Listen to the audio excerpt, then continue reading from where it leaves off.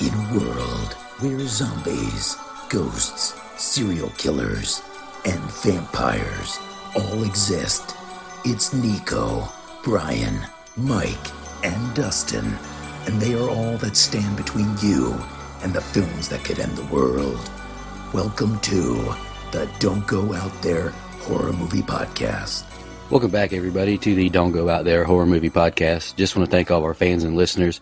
Really appreciate the support. You guys are awesome. Before we get into tonight's film review, just want to give a quick shout out to our website, don'tgoouthere.com. Everything about our podcast is on the website.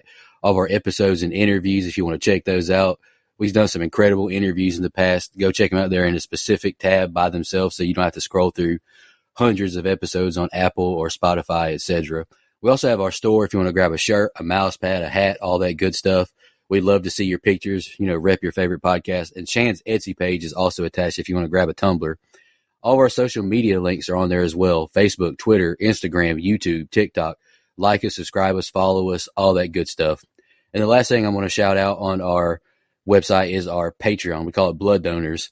We have the traditional monthly reoccurring kind. If you want to support us, help us pay the bills, as we say. Or if there's a movie you want us to review, that option is available as well. Just check out our website, don'tgoouthere.com. Also, if you haven't noticed, we've recently joined the Believe Network. So there's some ads on our program now. But if you want ad-free content, go check us out on Blood Donors. The ad-free episodes will be available there. We appreciate your support. We hope you enjoy the episode. All right, guys, on to the film review. This week is Brother Dustin's pick. You want to announce your pick and why you picked it? I don't think anybody's heard of this movie. Nope, I don't think so. And judging by the amount or lack thereof of social media interactions we got, I stand by that. No one saw this movie. Like I said, last year I went and saw basically every movie that released. I mean, if it had the slightest bit of interest for me, I went and saw it. One of those movies was a horror comedy called I Don't Understand You. And I was like, okay, Nick Kroll, horror comedy, I'm in. I remember seeing one trailer for it a couple months before it came out. And I was like, oh, that looks kind of funny. And then I forgot about the movie, went to sell. I was like, oh, this is that movie.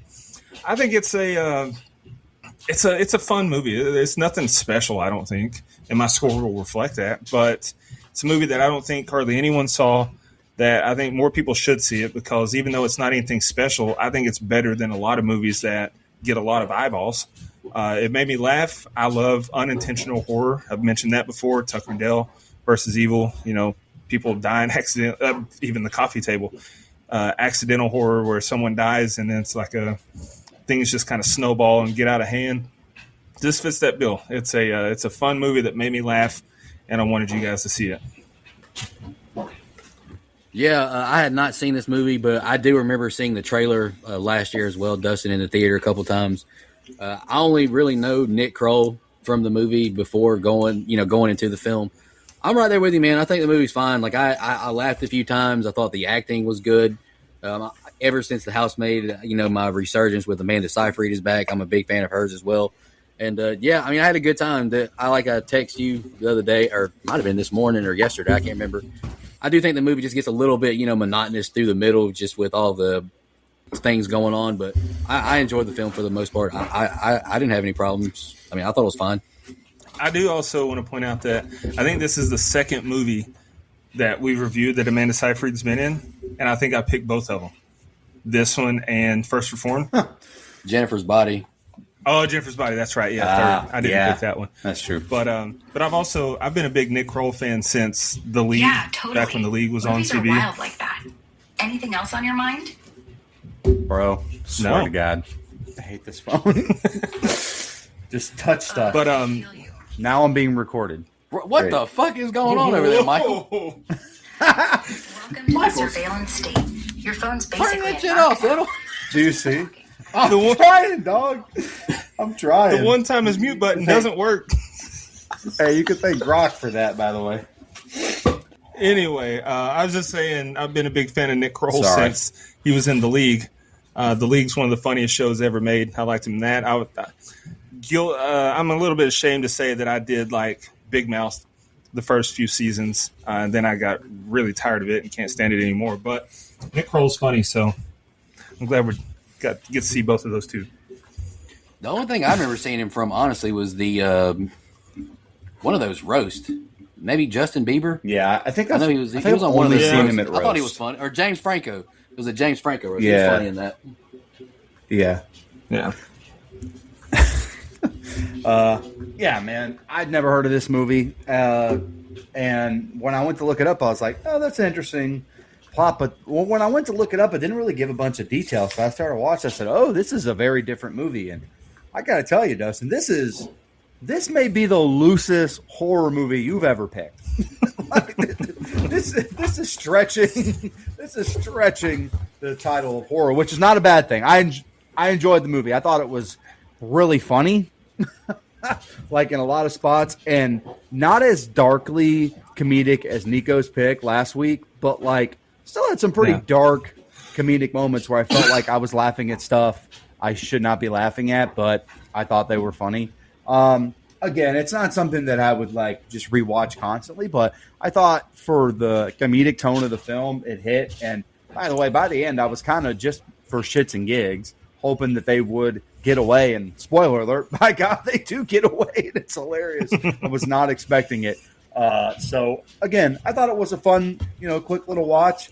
Like nothing too crazy, but I mean, I enjoyed the setting being where it was too. Like that made it have like a different feel and a different touch to the movie. So I thought it was good.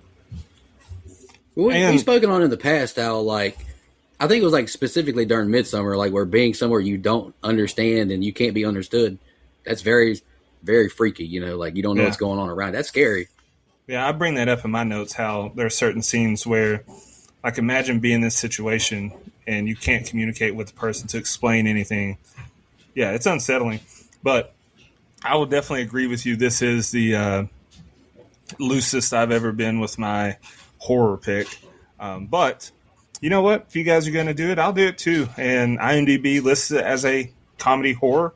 So let's get it. I mean, I didn't really think that, honestly. I thought I get it. Like I get why this would be a horror movie. Yeah. But let's go ahead and jump into the scene by scene. And I'm gonna steal one of your lines, Dustin. Lord, bear me strength. The film starts with Dom and Cole filming a video to make their pitch as to why they should be chosen to be adoptive parents. It takes several takes and over 40 minutes of recording on an iPhone to finally get their jargon right. Cole gets sentimental looking at the future baby's room as Dom yells out, "Italy is calling," and gives him the itinerary. Cole is critical of the flight Dom chose, but doesn't hear this because he's listening to a podcast. Most likely the Don't Go Out There Horror Movie podcast, the best in the business. Like and subscribe. They're heading to Italy for their 10-year anniversary, and suddenly blood from raw meat drips on Cole from above, which was wild. Title card and opening credits ensue as the two make it to Italy. They sightsee, and Cole thanks Dom for all the planning. The two get antsy over not hearing from the mother of the baby they are trying to adopt. The two join Dom's best friend and family for dinner. They're given knives as gifts, and we learn Cole is a vegan and Dom speaks very broken Italian. And I meant to say Dom's dad's best friend. I apologize about that. They're given knives as gifts, and we learn Cole is a vegan and Dom speaks very broken Italian. We hear how difficult their adoption process has been after dealing with fraud. Daniel shows them where a gelato shop is and sets them up a special anniversary dinner. Next day, they get their rental car from Daniel and told to be careful. The two men wonder what the "be careful" meant, and they start jamming out as they drive away. They make it to their hotel and take into their room. The service desk man rearranges the room to be set up for a gay couple, not husband and wife. The couple sits down as Candace FaceTimes them. The three chat about her pregnancy, the weight of her decision, and them wanting to be parents. She tells them she's spoken to other families but has chosen them to be the family to adopt her son. All three are excited, and she says she'll call back. She just needs a moment, and the two men hug, speaking on how hard this process has been, and kiss. Mike, that's the opening set of scenes. What do you think? But look, right off the bat, honestly, Dom's spitting facts about the adoption process, like in a weirdly dark horror comedy. They kind of like really hit on some interesting conversation about the adoption process and how tedious it is and how hard it can be for people to adopt. And so I thought that was interesting commentary right off the bat for sure. And I will say, here we are on a plane, and someone handled a crying adult a crying baby like an adult. Like, you don't have to treat everybody like shit because they have a crying baby. It's annoying. You could just put your headphones in. But, like, sometimes you can't help it, man. Try to be a little empathetic is all I'm saying. That's all I'm saying. anyway. Nope. I'm not saying I like them. I'm not saying I like them. I'm just saying we could be a little bit better about how we react in certain situations. Just being adults. That's all I'm asking. Look, podcasts on a plane are so clutch.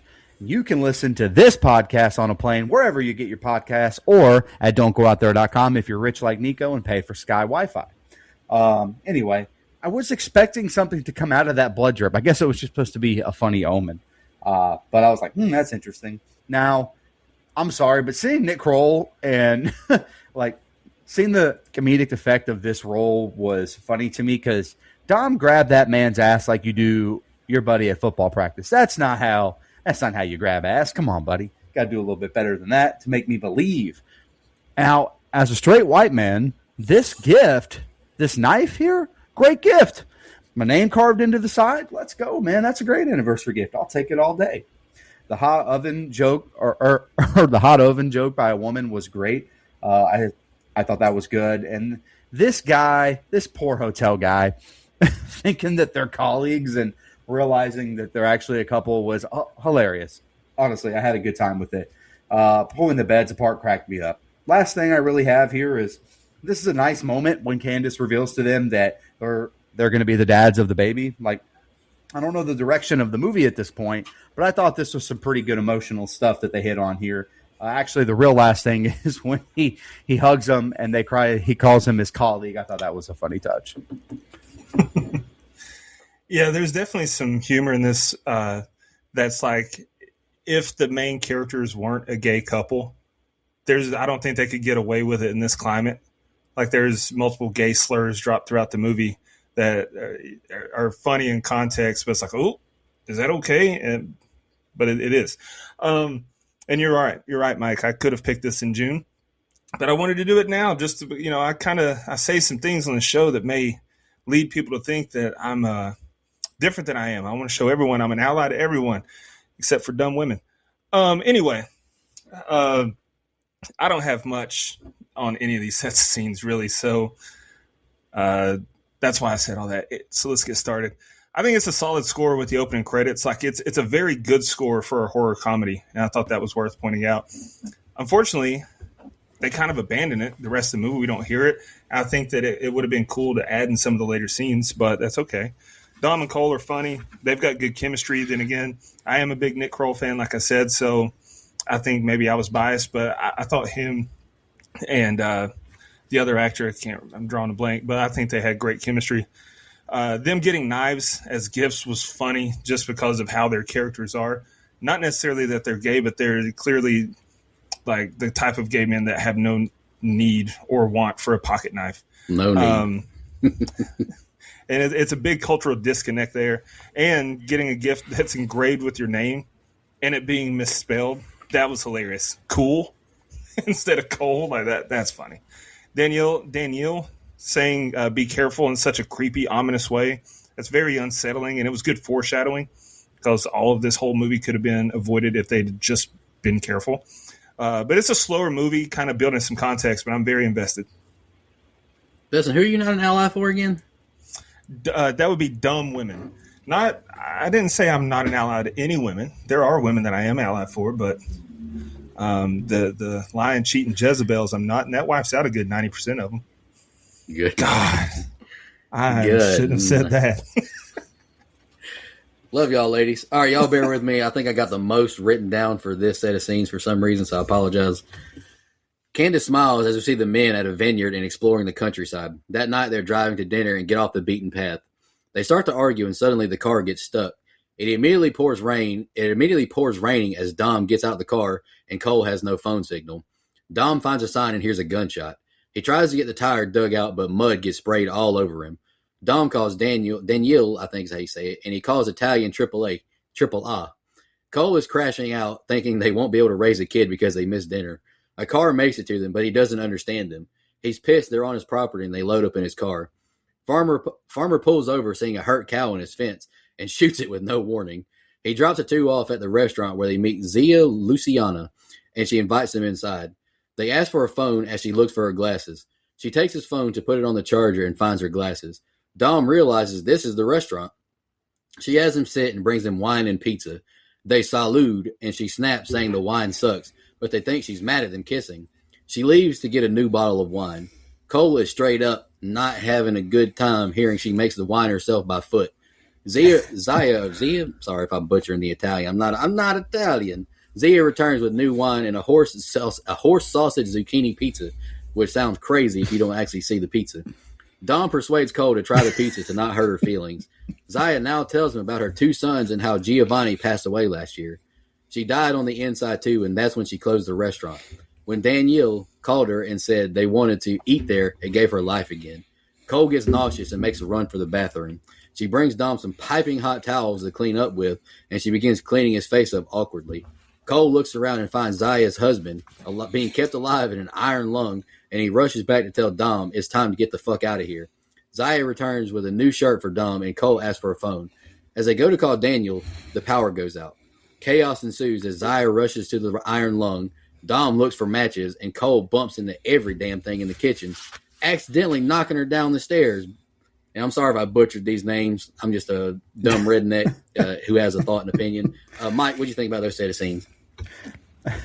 Yeah, first of all, the first thing I thought of was, man, if you're 2 guys trying for a kid, you can drink all you want during pregnancy. What a gig. What a gig. You have no obligation to stay sober for 9 months. Okay. Go to the winery, have some fucking drinks. Hell yeah, brothers. Live it up, man. Hey. Hey, that was good, Mike. That was good. I give you props, man. I'm just being honest. I'm just being honest. And, you know, this is a very stereotypical horror movie scene, right? Car gets stuck. They're out in the middle of nowhere. It starts raining. As soon as it started to rain, I was like, this motherfucker's getting covered with mud. I did like that they basically just used it as a bit, though, to have them be out in the rain and get cleaned off. I thought that was funny as shit. You know, maybe I'm unfamiliar with the culture, so I'm not even going to begin to speak on Italian, and if that's because the Catholicism or whatever. I didn't know if they were anti-gay like this. Like, I don't know if this is accurate, if it's old country part, don't know. Just thought it was an interesting way to kind of add some suspense and horror to the film.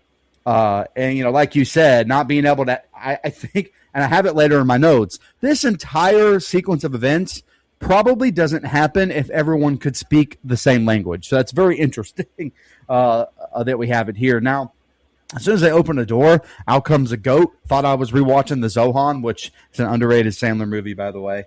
And if we weren't in a horror, no.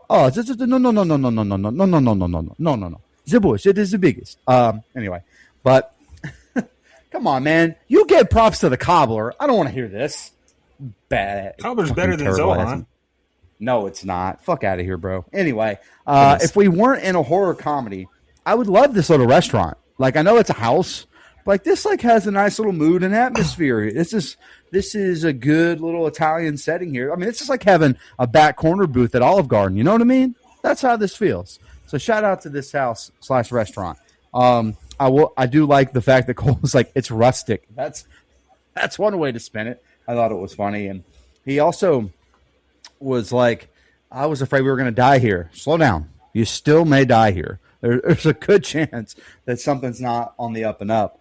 I thought she was disgusted by the kiss. I thought she got them to kiss just to fuck with them, and then she was disgusted by it. I was like, damn, this woman's evil as shit already. But no, just bad wine, which I've had bad wine before, so I understand this woman's face. It would, I really thought it would have been a fun twist if this woman understood English the whole time. But she didn't have subtitles like we do, so I could understand her, but they couldn't, obviously. So what can you do there? Last thing, I saw the Iron Lung. Man, does this man have polio from the 40s? What the fuck is this? Good night. But last thing, these two should do the opposite of our show title, which is they should go out there. They should go all the way out there and get the fuck out of here, because I don't know what's going to happen, but I don't like this little old lady. Polio from the 40s, brother. In modern day America, polio's coming back. We're making America healthy again. Yeah, but we don't have people on an iron lung like this, like these heavy ass machines. That's true. Like this. But I actually looked it up because I was unsure too. But Italy is generally considered a safe space for LGBT travelers, but the country doesn't recognize full marriage, and they don't allow adoption to gay couples. So I think it's one of those things. It's like, we'll allow it, but we got our eyes on you. I think that's how Italy treats it. But anyway, when they get the car stuck on the way to the restaurant, it's our first feeling of tension in the movie, and their bickering back and forth was funny. That's very believable for any relationship. Some good vulnerability shown by Cole when he said, "We can't even get to a dinner. How are we supposed to raise a child?" Like, I imagine that's how all new parents react to minor inconveniences. Like, you start to doubt yourself in all capacities. And the guy that ended up giving them a ride, talk about a bad day. His driveway's blocked, and now you got to put down a deer. He was on the verge of a generational crash out. I know Nico wishes we got to see it. He loves a good crash out. Then imagine being dropped off at a random house in a foreign country. It ended up being where they were supposed to be, but this is what I was saying earlier. The feeling of panic and helplessness would have already set in. You don't know where, you have no clue where you're at. You don't understand what this guy is saying to you, and you're just expected to get out and go in this house as he drives away. Yeah, panic. But the old lady, she was great. The language barrier between her and Cole and Dom was genuinely hilarious to me. Horse sausage pizza isn't high on my list of things to try. All I could think about was, oh, brother, where art thou? He's like, slaughtered this horse last Tuesday. Was afraid she's starting to turn. Cole getting sick because of it was predictable. Not eating meat for 15 years and then breaking that streak with Seabiscuit. Yeah, that'll do it. And then him finding the old man in the iron lung makes things even more confusing. And then the power goes out. I'm not saying I'd be afraid of this little old lady, but it's not the most comfortable situation to be in. And then he trucks her ass down the stairs. And it's not funny, but it's also hilarious. Like, if you think about it, it's like, oh, that sucks. Poor old lady. That's tragic. But the optics were funny. This was a much better set of scenes to me. Yeah, it was good. Dom calls out Zaya's name, and Cole goes to try to call 911. Dom goes downstairs and yells for Cole, saying she's not alive. The two argue now over Dom not paying attention during infant CPR class, and Cole demands Dom try. He cracks her ribs in the attempt, and the two start thinking up a plan. A car pulls up, and Dom goes to handle it. The man asks for the keys and leaves. Dom goes downstairs to Cole, and Cole doesn't want to just leave her in the basement. They take her upstairs and put her under the table, or put her on the table. More bones crack as they lie her down, and the power restores. Cole's phone gets power, and we see Candace has tried to contact them. Dom says they can handle a missing rental car, but can't get involved with a dead body. The car returns, and they hide Zaya under the table, and they set it back up for dinner. The man apologized for his attitude. He was tired and in the middle of sex. He reveals he's Massimo, Zaya's other son. He tells them they brought her back to life hearing she had fans. Dom tries to tell what happened, but Cole stops it, saying she has the best pizza. She lived for this night. Massimo trauma dumps and goes to get wine. They can't leave without drinking. The two try to leave, but Francesca arrives asking if they have finished with dinner. They don't understand her as well, and Dom goes inside to get his phone. Massimo realizes he's wearing Giovanni's shirt, and this brother is ticked, saying it's too soon. He tells Dom Giovanni was like you, a gay, and that made me laugh. Massimo sits Dom down and says, no grappa, no leave. Mike, that's the next set of scenes. What'd you think? Yeah, again, like I mentioned in my open, second week in a row where there's just like really hilariously dark stuff in here. You know, Dustin kind of left off with it, but her falling and dying was fucking hilarious somehow. Like, I have no other way to describe this old lady falling down and dying other than hilarious. I mean, it's just the way it is. You two with your dark ass comedies back to back, you guys are some twisted fucks, man. What's wrong with you guys? Why don't you pick normal movies like me? Oh wait, never mind. I don't pick normal movies. Anyway, look, the line about not paying attention in infant CPR was hilarious. Like having a little bit of a couple's argument in the middle of this situation, I thought was funny. The line, quit breaking her bones. Man, she's dead. What does it matter if we break her bones? Good Lord. I don't have a lot here. I will say, random guy comes in. Now, we didn't know that he was the son right off the bat. Speaking English, never a good sign in these situations. Always bad, or at least that's what I would have said. And it kind of reminds, this is starting to play out like Euro Trip. Like this is not a good time to be in a different country, brothers.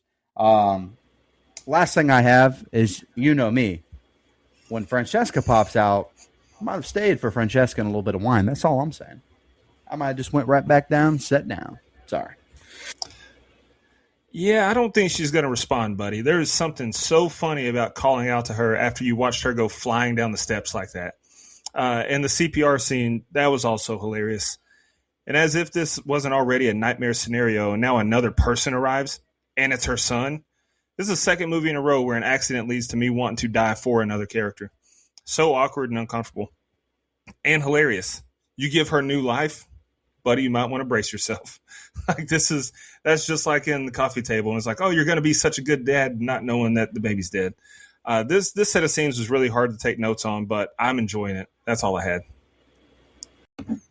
Yeah, I remember talking to you about this. Like, I was like, God, this movie would be hard to take notes on. Yeah. Like for everybody involved, really. Cole thanks Francesca for the umbrella, and she asks if he saw the black goat, Luna. Massimo gets wine and sees on Dom's phone messages from Candace that they're going to be dads. Dom tries to return the shirt, and he grabs a knife. He tells Dom he's going to be dead, but he means dad. Cole cracks under the pressure and starts snitching on himself where Zaya is. Dom and Massimo circle the table in a misunderstanding as Cole enters the house, stabbing Massimo in the neck area. He removes the knife and blood spurts everywhere. Dom stabs him too as he pursues after Cole. Massimo falls on the floor dead, and the two panic over the situation as Massimo wheezes. They attempt CPR, but I don't think that will stop all that damn bleeding. Massimo sits up, coughing up a bunch of blood. Dom gets his phone and sees Candace is calling. They clean up quickly and answer. Dom covers Massimo's mouth, and she tells him the baby is coming now. Massimo dies as they ask how she's feeling, and they say they'll be headed to the airport as soon as possible. Cole feels like he's going to pass out, and Dom assures him, saying regardless of what happens, he loves him. Francesca enters, seeing Massimo dead, and runs out screaming. Cole chases after her, trying to explain what happened. She attacks him and runs off again. The two continue to squabble as Dom gets in Massimo's truck and tries to find them.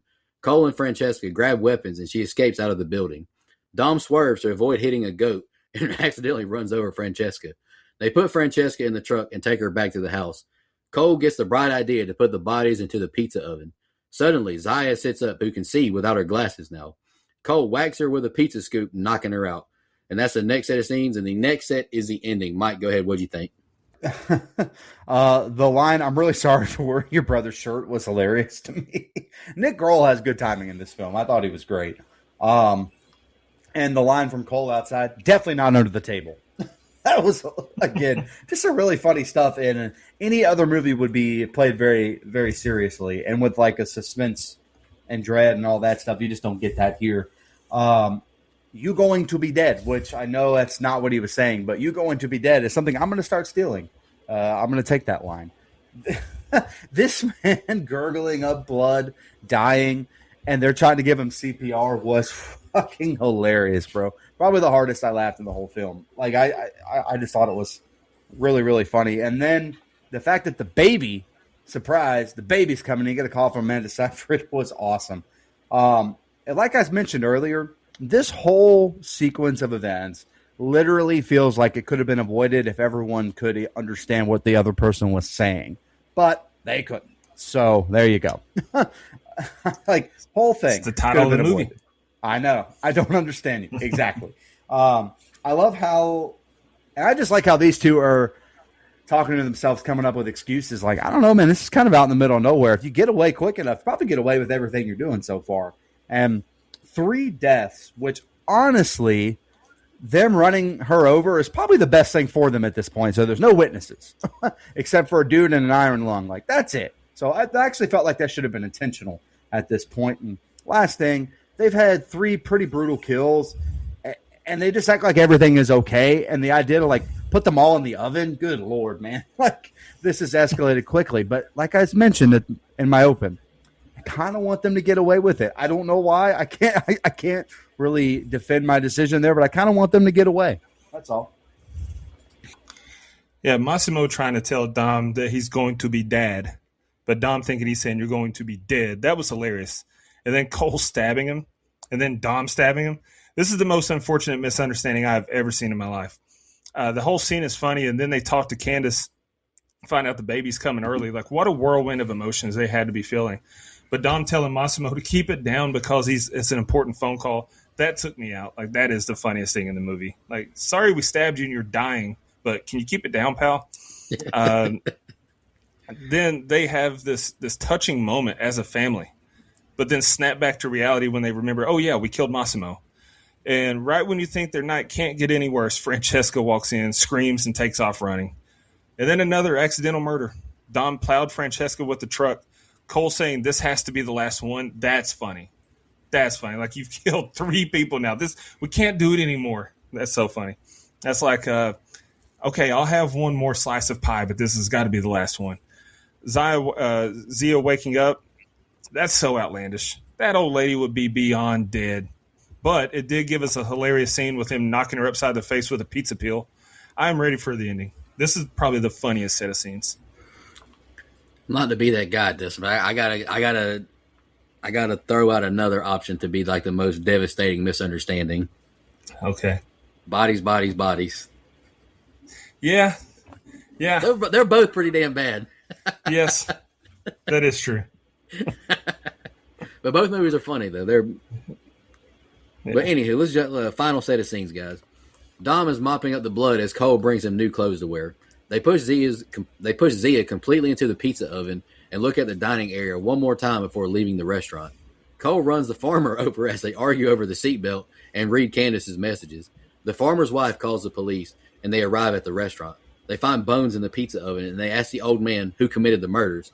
All he says is queers as he dies. They find Cole's pocket knife and vow to find the murderers. Cole and Dom are at the airport getting the quickest flight back to Pittsburgh they can get. They're hurrying to their gate as the police pursue them. The police stop them with their passport, and they get on the plane. The two are at the hospital with flowers, and they see Candace in bed. She invites them in and lets them hold their baby boy. They name him Giovanni in honor of Zia. A couple of years later, the couple is making another video wanting to adopt another child. Giovanni joins them, hugging and playing, while deciding they won't share their story of what happened in Italy. Mike, that's the ending. What did you think?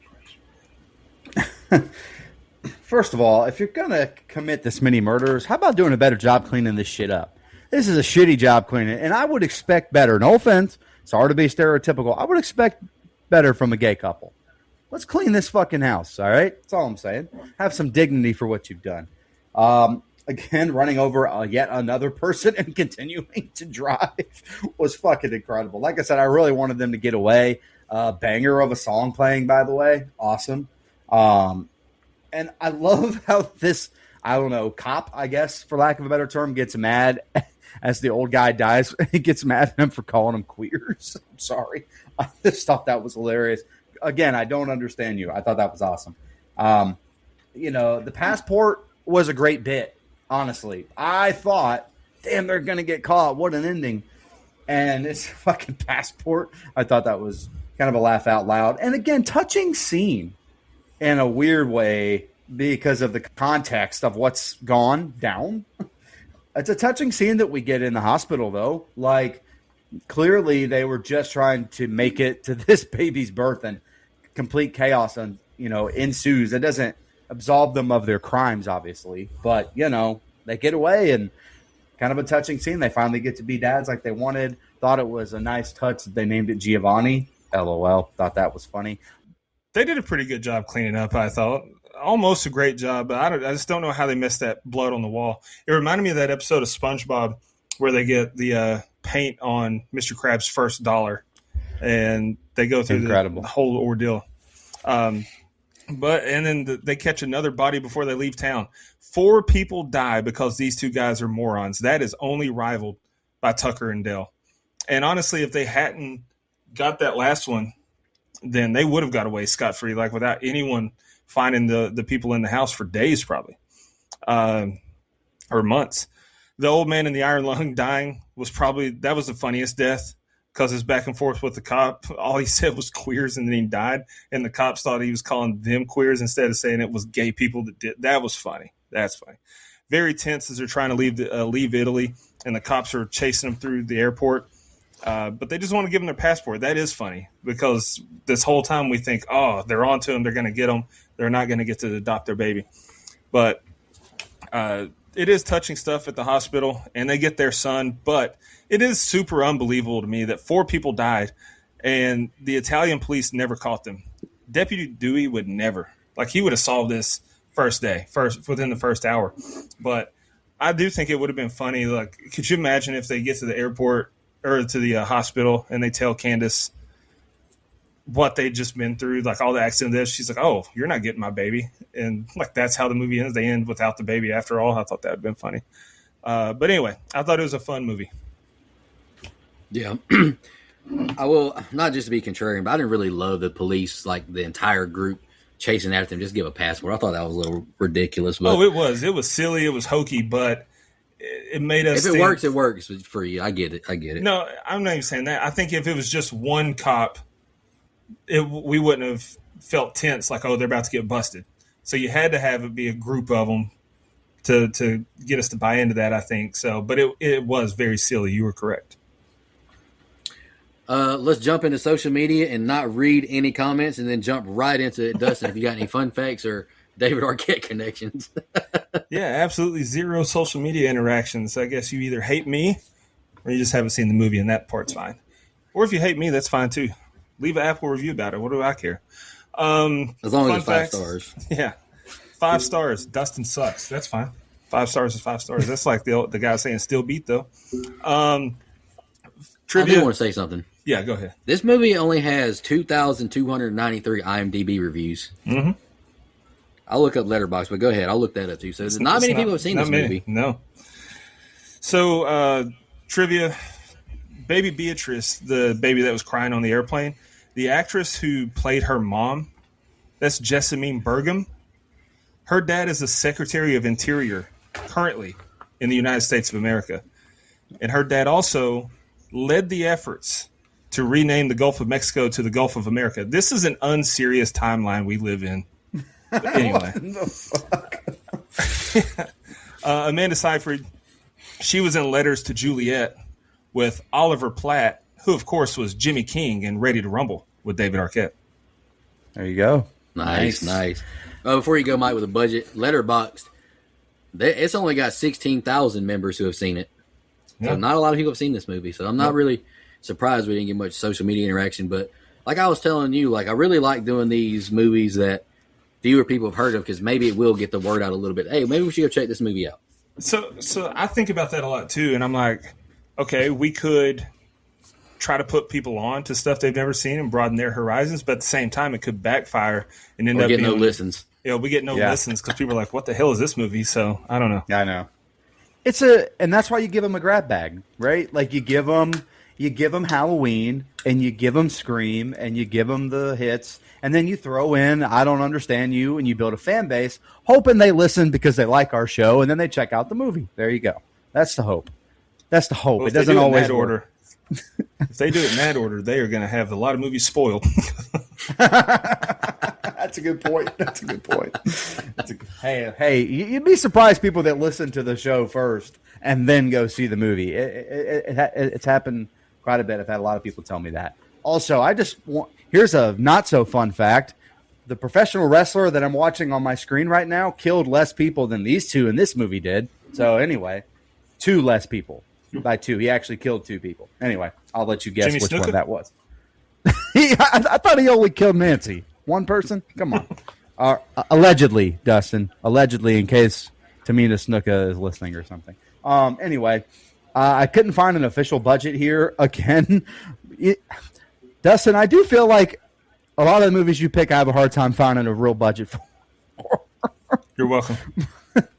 Thanks, buddy. But after some research, it looks like anywhere from $5 to $10 million was the budget. It probably was lower, to be honest. Although, who knows? I did find the gross, though, worldwide, because it had a very limited theatrical run, was $276,299 worldwide was its gross.